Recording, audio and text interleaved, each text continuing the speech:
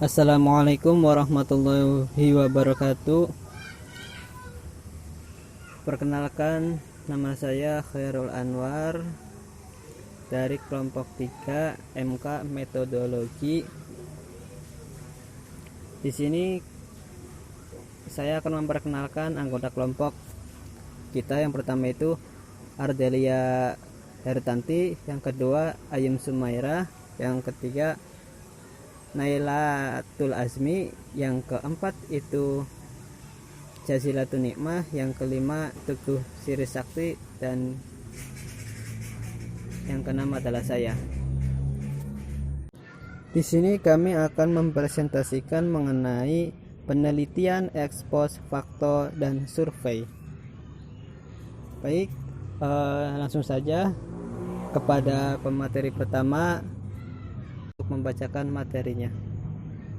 Pengertian penelitian ex post facto dan survei ex post facto.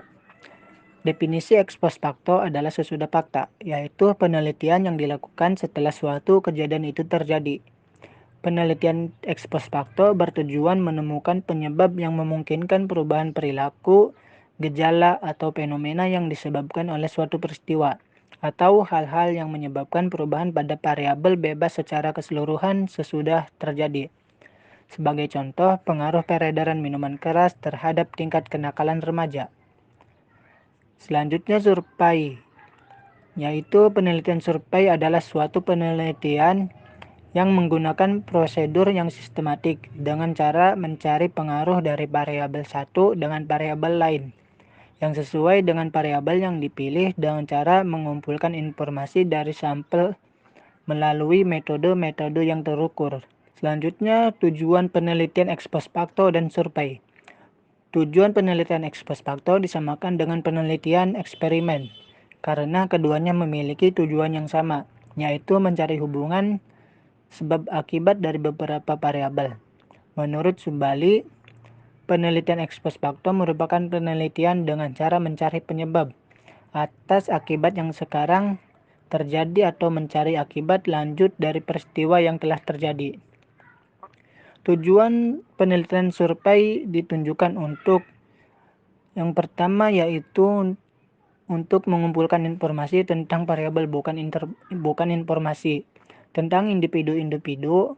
Oleh karena itu, metode ini lebih menekankan pada penentuan informasi tentang variabel pada informasi tentang individu. Yang kedua, survei digunakan untuk mengukur gejala-gejala yang ada tanpa penyelidikan mengapa gejala-gejala tersebut ada. Yang ketiga yaitu memperoleh gambaran umum tentang karakteristik atau berbagai aspek populasi. Yang keempat, mengumpulkan data berkenaan dengan sikap, nilai, kepercayaan, pendapat, kebiasaan, perilaku, dan lain-lain. Yang kelima, menghasilkan deskripsi beberapa aspek dari populasi dan memerlukan informasi dari subjek yang dipelajari. Yang keenam, mencari informasi faktual secara mendetail yang sedang menggejala. Yang ketujuh atau yang terakhir, mengidentifikasi masalah-masalah. Jenis-jenis penelitian ex post facto dan survei. Penelitian ex post facto dapat dibedakan menjadi dua jenis, yaitu yang pertama, causal research atau penelitian korelasi adalah suatu penelitian yang melibatkan tindakan pengumpulan data guna menentukan apakah ada hubungan dan tingkat hubungan antara dua variabel atau lebih.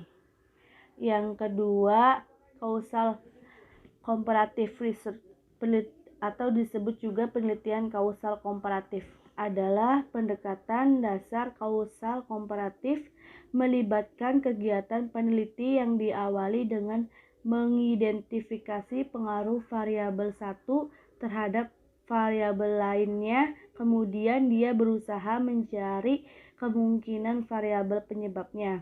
Penelitian survei. Jenis penelitian survei mempunyai banyak variasi dalam pelaksanaannya.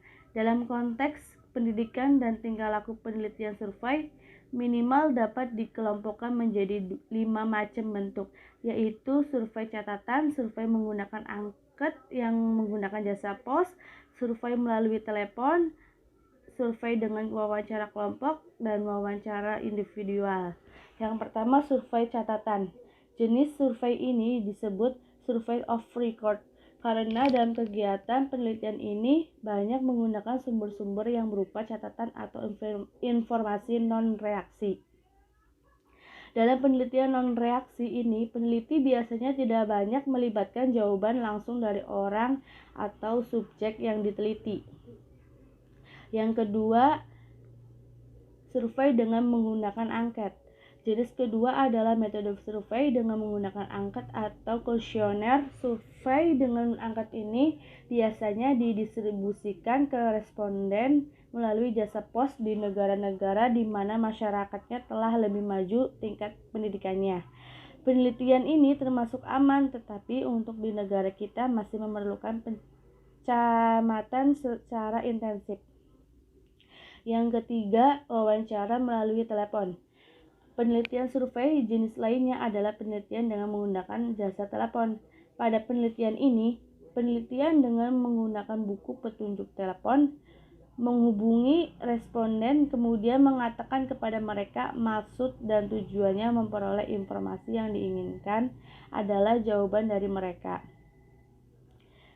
Seiring dengan kemajuan teknologi, penelitian survei melalui telepon juga masih dan banyak digunakan baik dalam bidang pendidikan maupun pada penelitian sosial. Yang keempat, survei dengan menggunakan wawancara kelompok. Penelitian survei yang lainnya yang juga banyak digunakan oleh para peneliti adalah survei dengan menggunakan wawancara kelompok. Teknik ini mirip dengan wawancara per orang. Penelitian dalam menggali informasi terhadap grup memungkinkan terjadinya interaksi di antara anggota kelompok dengan peneliti, sehingga menghasilkan suatu gambaran yang lebih baik tentang keadaan subjek atau objek yang diteliti. Yang kelima, survei dengan melakukan wawancara individual. Penelitian survei jenis yang kelima ini merupakan survei dengan menggunakan cara konvensional, yaitu wawancara perorangan. Pada penelitian dengan wawancara individual ini lebih berhasil apabila peneliti merasa tertantang atau challenging untuk melakukan eksplorasi permasalahan dengan informasi yang terbatas. D. Karakteristik penelitian ex post facto dan survei. Karakteristik penelitian ex post facto. Yang pertama, data dikumpulkan setelah semua peristiwa terjadi. Yang kedua, variabel terikat ditentukan terlebih dahulu, kemudian meruntut ke belakang untuk menemukan sebab, hubungan, dan maknanya. Yang ketiga, penelitian deskriptif, yaitu menjelaskan penemuannya sebagai yang diamati. Yang keempat, penelitian korelasional, mencoba menemukan hubungan kausal fenomena yang diteliti. Yang kelima, penelitian eksperimental dan ex post facto, dasar logika yang digunakan dan tujuan yang ingin dicapai sama, yaitu menentukan validitas empiris. Yang keenam, penelitian ex post facto dilakukan jika dalam beberapa hal penelitian eksperimen tidak dapat dilaksanakan. Hal tersebut adalah yang pertama, jika tidak mungkin memilih, mengontrol, dan memanipulasi faktor-faktor yang diperlukan untuk meneliti hubungan sebab akibat secara langsung. Yang kedua, jika kontrol semua variabel tidak realistik dan artifikal, maksudnya kesulitan mencegah interaksi yang normal dengan variabel lain yang mempengaruhi. Yang C, jika kontrol secara laboratori untuk beberapa tujuan tidak praktis, baik dari segi biaya maupun etika. Kemudian ada karakteristik penelitian survei. Karakteristik penelitian survei dibagi menjadi 5. Yang pertama yaitu beberapa karakteristik penelitian yang bentuknya survei. Yang kedua, melibatkan sampel yang mampu mewakili populasi. Yang ketiga, informasi yang dikumpulkan berasal langsung dari responden. Yang keempat, karena sampel harus representatif atau mewakili populasi, maka ukurannya sampelnya relatif banyak sebanding dengan populasi dibandingkan dengan metode lainnya. Yang terakhir yaitu penarikan data dilakukan dalam tatanan yang natural, apa adanya sesuai dengan kondisi sebenarnya. E. Kelebihan dan kelemahan penelitian ex post facto dan survei. Kelebihan penelitian ex post facto. Yang pertama, sesuai untuk keadaan yang tidak dapat dilakukan dengan penelitian eksperimen. Yang kedua, informasi tentang sifat fenomena apa yang terjadi, dengan apa kejadiannya, di bawah kondisi apa fenomena terjadi, dan dalam sekuensi dan pola seperti apa fenomena terjadi. Yang ketiga yaitu kemajuan dalam teknik statistik membuat desain ex post facto lebih bertahan. Kemudian ada kelemahan penelitian ex post facto. Yang pertama yaitu kurang kontrol terhadap variabel bebas. Yang kedua, sulit memastikan apakah faktor-faktor penyebab telah dimasukkan dan diidentifikasi. Yang ketiga, tidak ada faktor tunggal yang menjadi sebab suatu akibat, tetapi beberapa kombinasi dan interaksi faktor-faktor berjalan bersama di bawah kondisi tertentu yang menghasilkan akibat tertentu. Yang keempat, suatu fenomena mungkin bukan saja hasil dari sebab yang banyak, tetapi juga dari sebab dalam satu hal dan sebab yang lainnya. Yang kelima, jika hubungan antara dua variabel ditemukan, sulit menemukan mana yang sebab, mana yang akibat. Yang keenam, kenyataan yang menunjukkan bahwa dua atau lebih faktor berhubungan tidak mesti menyatukan hubungan sebab akibat, dan semua faktor bisa jadi berhubungan dengan suatu faktor tambahan yang tidak dikenal atau diamati. Yang ketujuh yaitu mengklasifikasi subjek ke dalam kelompok dikotomi, misalnya yang berprestasi dan tidak berprestasi, untuk tujuan komparasi penuh dengan masalah, karena kategori seperti ini adalah samar-samar atau dapat bervariasi dan sementara.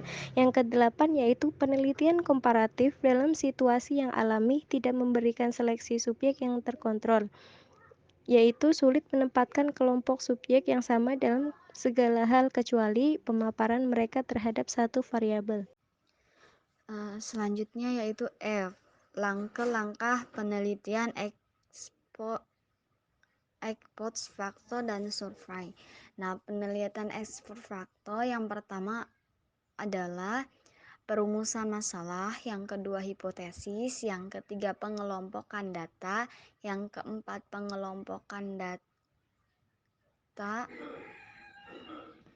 yang kelima analisis data, yang keenam penafsiran hasil. Nah, penelitian survei secara umum, langkah-langkah survei dilakukan beberapa tahapan, yaitu menentukan masalah penelitian, membuat desain survei, mengembangkan instrumen survei, menentukan sampel, yang kelima melakukan free test, yang keenam mengumpulkan data, yang ketujuh memeriksa data, yang kedelapan mengkode data, yang kesembilan data entry, kesepuluh pengolahan dan analisis data, yang ke-11 interpretasi data, dan yang terakhir yaitu membuat kesimpulan serta rekomendasi. Contoh penelitian ex post facto dan survei. Contoh penelitian ex post facto. Contohnya yaitu peneliti ingin melihat pengaruh atau hubungan motivasi belajar terhadap atau dengan prestasi belajar berdasarkan jenis kelamin siswa. Variabel motivasi belajar siswa telah ada pada diri siswa itu sendiri, hanya tinggal mengukurnya. Artinya, telah terjadi sebelumnya tanpa diharuskan untuk manipulasi oleh peneliti. Jenis kelamin siswa telah jelas, tinggal memilih dan mengelompokkan menjadi dua kategori, yakni pria dan wanita. Contoh penelitian survei.